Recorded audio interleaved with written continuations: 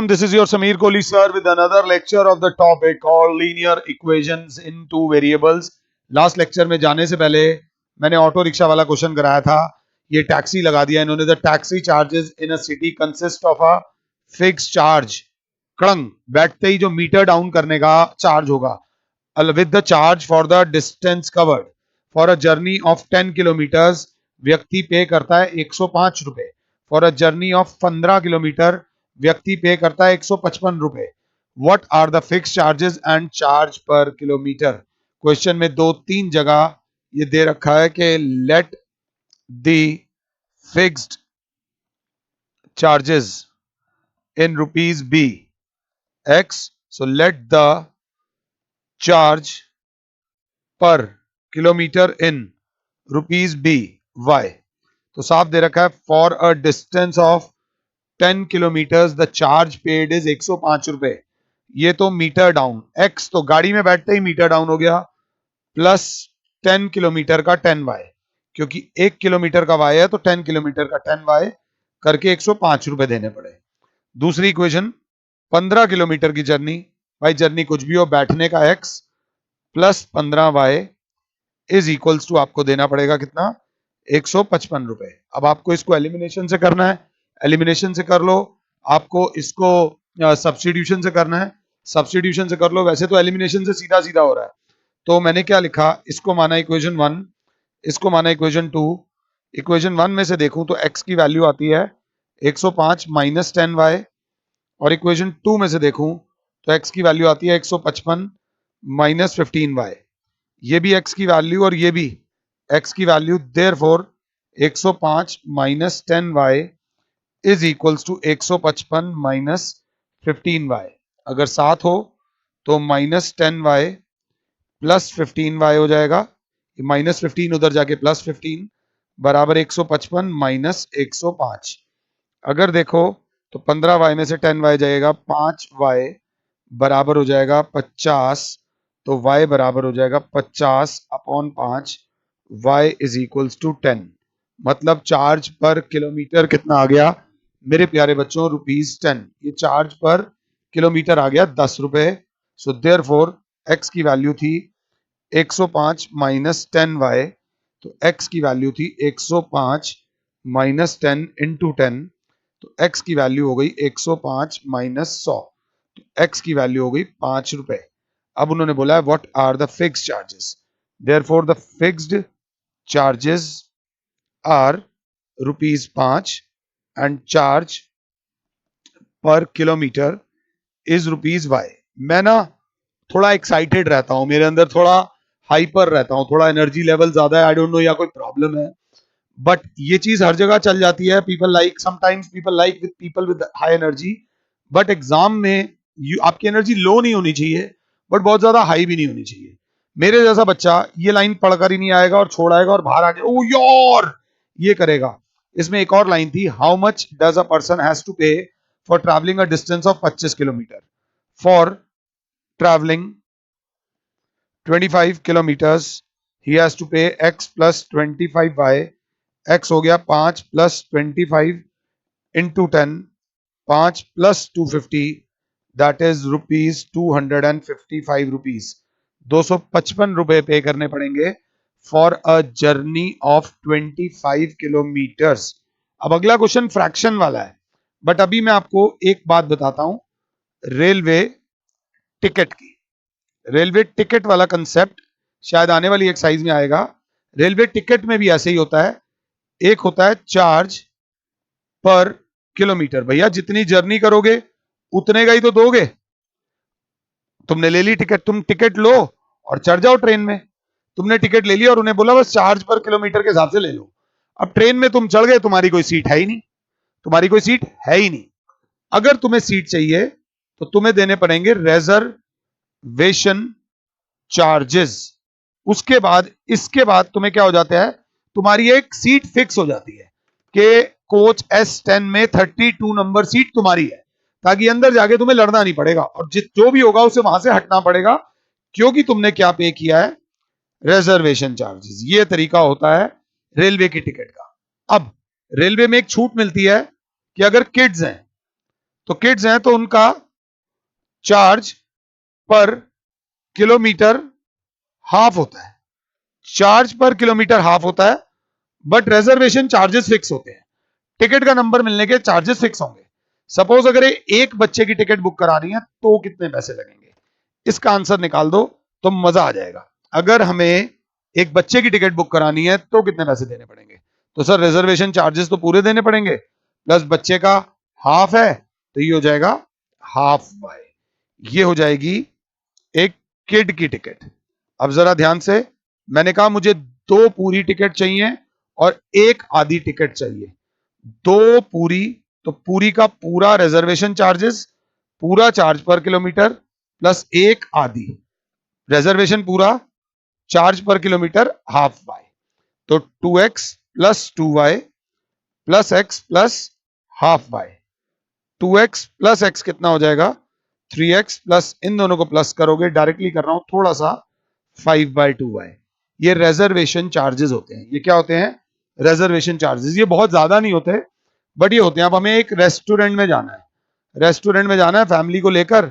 आमतौर पे हम लोग सैटरडे संडे को बाहर निकलते हैं और सैटरडे संडे को भीड़ होती है, सैटरडे संडे को भीड़ होती है, तो हम क्या करते हैं, रेस्टोरेंट में जाकर सबसे पहले रिजर्वेशन चार्जेस दे देते हैं। रिजर्वेशन चार्जेस से वो हमारी एक टेबल बुक कर देते हैं कि भाई साहब अब आप आ जाओ, 9 बजे से लेकर 9:30 बजे तक आपकी ये टेबल बुक है, प्लस आपको बिल देना पड़ेगा जितने लोग आप लाओगे पर हेड। टेबल के चार्जेस ले लिए x, प्लस अगर 4 लोग लाए तो 4y। ये जो हो जाएगा 4 लोगों का खाने का। सपोज आप कहते हो नहीं जी मुझे 2 टेबल चाहिए, मुझे 2 टेबल्स रिजर्व करनी है, तो एक टेबल का अगर x है तो 2 टेबल का 2x, प्लस आप 17 लोग लेकर गए तो 2x प्लस 17y। समझा पा रहा हूं या नहीं, ये चीज देख लेना, जरा काम की चीज है, नहीं तो दिक्कत हो जाती है। इसके बाद आता है 5th वाला पार्ट, वो बोलता है अ फ्रैक्शन। जैसे उसने बोला फ्रैक्शन, मैं कमरे से बाहर भाग गया। सबसे पहले मैंने लिखा let numerator of fraction be x, let denominator of fraction b y, numerator x, denominator y, therefore fraction is equals to x upon y। Fraction का कोई भी क्वेश्चन आए कम से कम इतना लिखाना। अभी तो क्वेश्चन हमने नहीं पढ़ा, सिर्फ एक वर्ड को इतनी इज्जत दे दी, सिर्फ एक वर्ड को। पता नहीं मैं जो कह रहा हूं वो तुम्हें समझ आ रहा है नहीं आ रहा है, this is very important. A fraction becomes 9/11 if 2 is added to both numerator and denominator। और दे रखा है if 3 is added to both numerator and the denominator it becomes 5/6। Find the fraction. मैंने फ्रैक्शन वाला एक भी क्वेश्चन आप लोगों को नहीं कराया है, तो मेरी रिक्वेस्ट है एक बार खुद से फिर भी ट्राई करो। तो बच्चा बोलेगा फ्रैक्शन बिकम्स 9/11, मतलब 9/11 बन जाती है अगर 2 is added to both numerator and denominator. मतलब न्यूमरेटर में भी 2 ऐड कर दो, डिनोमिनेटर में भी 2 ऐड कर दो। अब जब ये हो जाएगा तो 9 into y plus 2 is equal to 11 into x plus 2। 9y plus 18 is equal to 11x plus 22। तो 11x minus 9y is equal to 18 minus 22। अगर क्लास 7 है तो 11x minus 9y is equal to -4। ये पहली इक्वेशन बन गई। अब मैं कहूंगा मुझे पॉज कर दो, दिस इज वेरी इंपॉर्टेंट, थोड़ा सा ध्यान से लेकर मुझे पॉज कर दो। और अगला अगर if 3 is added to both numerator and denominator, if 3 is added to both numerator and denominator, मतलब न्यूमरेटर में भी 3 ऐड हो गया, डिनोमिनेटर में भी 3 ऐड हो गया, the fraction becomes 5/6। The fraction becomes 5/6। हर बार जरूरी नहीं है कि न्यूमरेटर और डिनोमिनेटर में सेम ही चीज ऐड होगी। बट इस क्वेश्चन में हो रही है। यहां ब्रैकेट बना दो, ये 6 इधर आ जाएगा, 6 into x plus 3 is equal to 5 into y plus 3। 6x plus 18 is equal to 5y plus 15। 6x minus 5y is equal to 15 minus 18। 6x minus 5y is equal to minus 3। ये बन गई second equation. अब दोनों में से शरीफ equation कौन सी है? देखा जाए तो कोई बहुत ज्यादा शरीफ इक्वेशन नहीं है, दोनों इक्वेशंस खतरनाक हैं। तो मैंने लिखा 6x minus 5y is equals to minus 3। मेरे को इन दोनों में से 5 शरीफ लग रहा है, 5 अकेला कर दिया, 6x प्लस 3, ये माइनस 3 उधर जाके प्लस 3, तो y इज इक्वल्स टू हो जाएगा 6x प्लस 3 अपॉन 5। ये एक्सरसाइज सब्सटीट्यूशन की है, इसलिए सब्सटीट्यूशन से कर रहा हूं। ये y की वैल्यू आ गई मेरी 6x प्लस 3 अपॉन 5, ये मुझे यहां पुट करनी है। फिर मुझे पॉज कर दो और खुद से करो। 11x minus 9 is equals to minus 4, y की जगह आएगा 6x प्लस 3 अपॉन 5, एलसीएम आ गया, 5 डरना नहीं, 11 5 जा 55x माइनस 9 6 जा 54x minus 27 is equals to minus 4। 55 minus 54 is x, minus 27 is equals to 5 into minus 4 is minus 20। तो x की वैल्यू हो जाएगी माइनस 20 प्लस 27, x की वैल्यू आ जाएगी 7। ये माइनस 27 उधर जाके हो जाएगा प्लस 27, ये x की वैल्यू आ गई। अब हम निकालेंगे y की वैल्यू। y की वैल्यू क्या थी? y था 6x प्लस 3 अपॉन 5, तो y is equals to 6 into 7 plus 3 upon 5, y is equals to 42 plus 3 upon 5, y is equals to 45 upon 5, 5 1 जा 5 9 जा, देयरफॉर y की वैल्यू आ गई 9। मेरे जैसा बंदा होगा तो फिर भाग जाएगा, मगर आपको यहाँ पे फ्रैक्शन निकालनी है। फ्रैक्शन है x अपॉन y, सो फ्रैक्शन है 7 upon 9। The value of the fraction is 7 upon 9। बस ये बात याद रख लेना। This was a nice beautiful सुंदर सा क्वेश्चन था, कोई ज्यादा दिक्कत नहीं थी। अगला क्वेश्चन, क्वेश्चन नंबर 6, वो कहता है 5 years hence। hence का मतलब पहले समझ लो, hence का मतलब होता है बाद में, 5 साल बाद। 5 year hence the age of Jacob will be 3 times the that of his son 5 years ago। Jacob's age was 7 times that of his son। What are their present ages? What are their present ages? अगर class 7 है तो Jacob ते Jacob दा मुंडा, मतलब Jacob और Jacob का लड़का। तो सबसे पहले सॉल्यूशन में मेरी क्लास लिखेगी, let Jacob's age in years be x, therefore let Jacob's son's age in years be y। Round figure ले लेते हैं और अपने माइंड में एक चीज डाल देना जिससे आप कंफर्टेबल रहोगे कि x is greater than y। x is greater than y का मतलब x बड़ा है और y छोटा है। अब वो ये बोल रहे हैं 5 years hence, तो 5 years hence, 5 year hence मतलब जेकब की एज 5 साल बढ़ गई, पुत्र की एज भी 5 साल बढ़ गई, मगर अभी भी पिताजी बड़े हैं और बेटा छोटा है। पिताजी बड़े हैं और बेटा छोटा है, तो इक्वल्स टू का साइन नहीं आएगा सर, आप गलत कर रहे हो, इस बात पे नौकरी जा सकती है।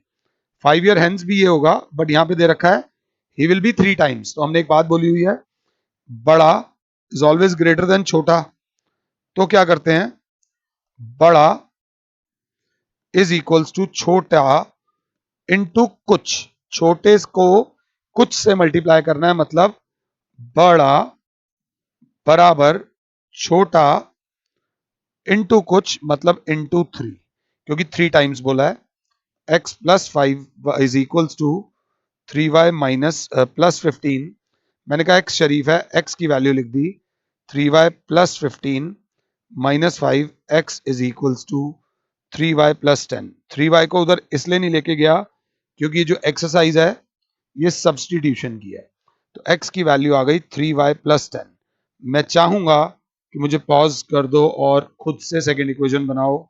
यहां बोल रहा है 5 years ago, 5 years ago, तो जेकब जी की भी एज भी 5 साल कम हो जाएगी और जेकब के पुत्र की एज भी 5 साल कम हो जाएगी।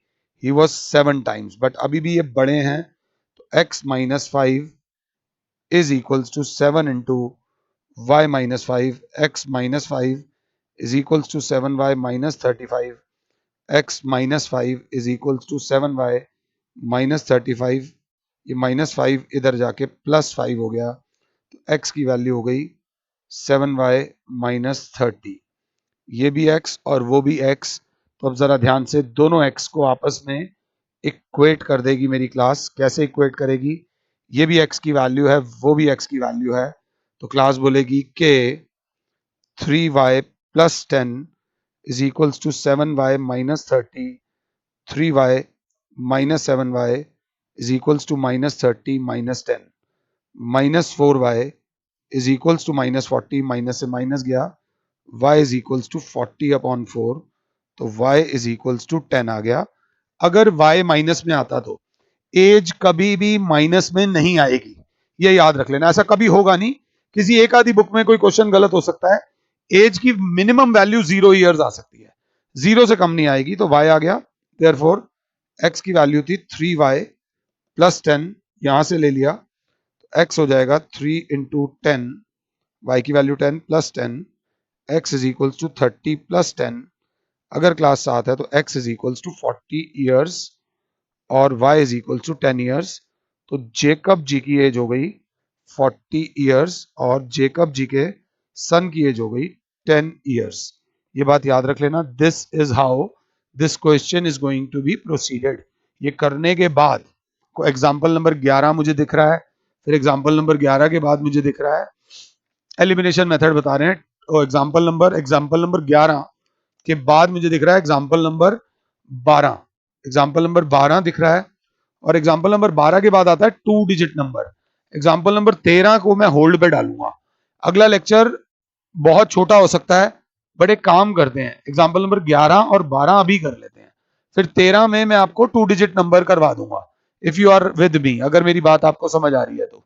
सो लेट्स सी क्या है ये एग्जाम्पल नंबर 11। अभी टाइम है हमारे पास लेक्चर में, तो हमारे पास एग्जाम्पल नंबर 11 से पहले मैं आपको घर की एक बात बता दूं, income minus expenditure is equals to होती है सेविंग्स। पहले जो लिख रहा हूं उसका मतलब समझो। आपके पापा कमा के लाए 1 लाख रुपए, माइनस 70,000 रुपया घर का खर्चा हो गया, खर्चा तो माइनस ही होगा ना, तो ऑब्वियसली 30,000 रुपये क्या सर पापा के गायब हो गए क्या? नहीं, आपके पापा की सेविंग्स हो गए।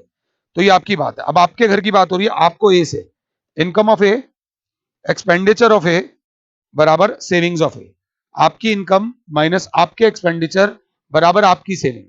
अब बात आती है मेरी इनकम, मेरी माइनस एक्सपेंडिचर मेरा इज इक्वल टू सेविंग मेरी, ये बात याद रख लेना। अब बात आती है पड़ोसी की, तो इनकम ऑफ पड़ोसी माइनस एक्सपेंडिचर ऑफ पड़ोसी is equal to saving of पड़ोसी। तो बात एक ही है, कान कैसे भी पकड़ लो, income minus expenditure is equals to saving.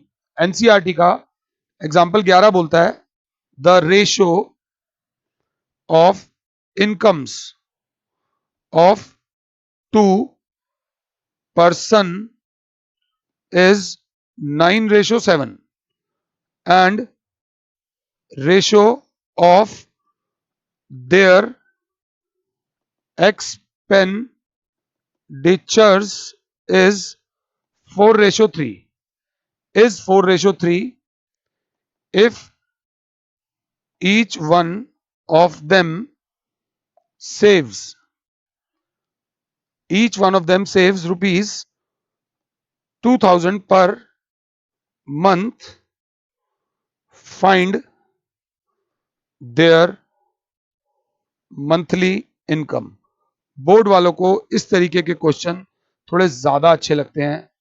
दो लोग हैं जिनके इनकम की रेशो ये है, जिनके खर्चों की रेशो ये है, बाई चांस दोनों बचाते 2000 हैं, दोनों की इनकम निकालो। तो थोड़ा सा जोश में मत आना, होश में।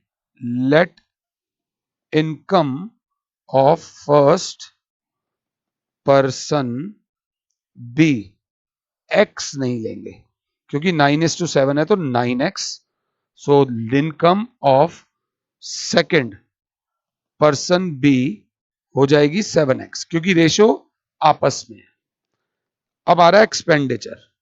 Late expenditure of first person B 4y, तो एक्सपेंडिचर ऑफ सेकंड पर्सन हो जाएगा 3y। ये याद रख लेना, ये उनके एक्सपेंडिचर की रेशो है। बाई चांस दोनों सेव कर रहे हैं 2000 रुपए, तो income of first person minus expenditure of first person is equals to 2000। Income of second person minus expenditure of second person is equals to 2000। दोनों बचा रहे हैं 2000। अब पहले वाले की इनकम है 9x माइनस पहले वाले के खर्चे हैं 4y इज इक्वल्स टू 2000। दूसरे वाले की इनकम है 7x माइनस दूसरे वाले के खर्चे हैं 3y इज इक्वल्स टू 2000। क्या मैं ये समझा पाया हूं? पहले समझना जरूरी है। तुम्हारे इनकम में से तुम्हारे खर्चे माइनस होंगे, मेरी इनकम में से मेरे खर्चे माइनस होंगे। अब 9x minus 4y is equals to 2000 और 7x minus 3y is equals to 2000। इसको करना है एलिमिनेशन से solve, elimination method. Next page पे आ जाते हैं। 9x minus 4y is equals to 2000 और 7x minus 3y is equals to 2000। अगर स्मार्टली चलूंगा तो ऊपर वाले को 3 से कर दूंगा, नीचे वाले को 4 से कर दूंगा। बच्चा कहेगा सर आप गलत कर रहे हो, -3 और -4 है। अगर आप चाहो रिस्क लेना चाहो, रिस्क नहीं है ये, अगर नीचे से माइनस नहीं लिया तो ऊपर से भी माइनस नहीं लेंगे। बेसिकली हमें कोफिशिएंट सेम करने हैं। तो 9 3 27x minus 12y is equal to 6000।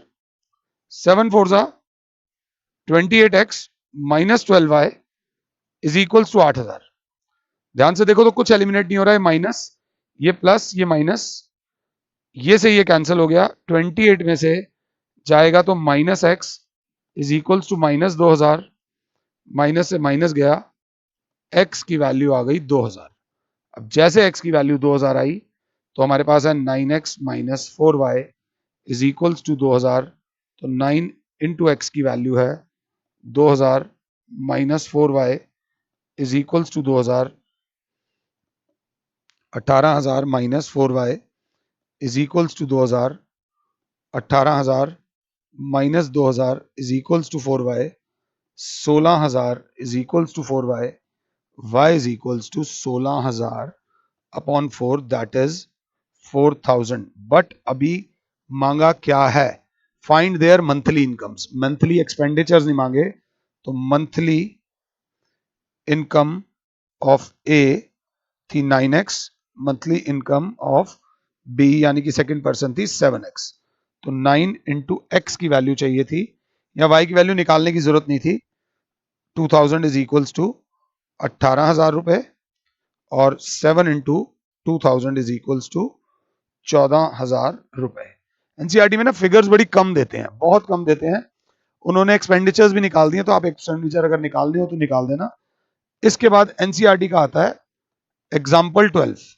NCERT का एग्जाम्पल 12 बोलता है use elimination technique to find all possible solutions of the following pair of linear equations।